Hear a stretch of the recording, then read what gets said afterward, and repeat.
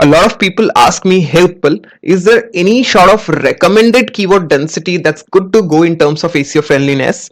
See, there is no specifically recommended keyword density that guarantees optimal SEO performance.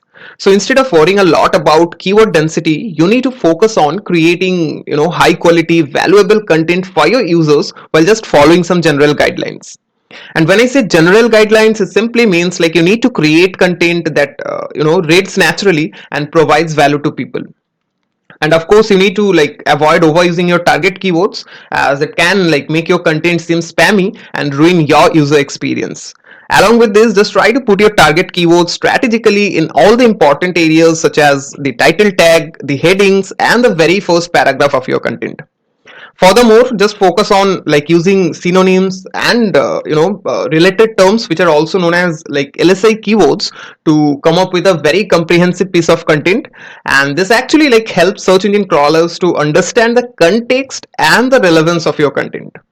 So instead of obsessing over keyword density, your focus should be on creating valuable content that engage your users and solves their queries. So I hope this video helped you understand your take on keyword density, and that's what I wanted to share with you. Thanks for watching. I will catch you in the next one.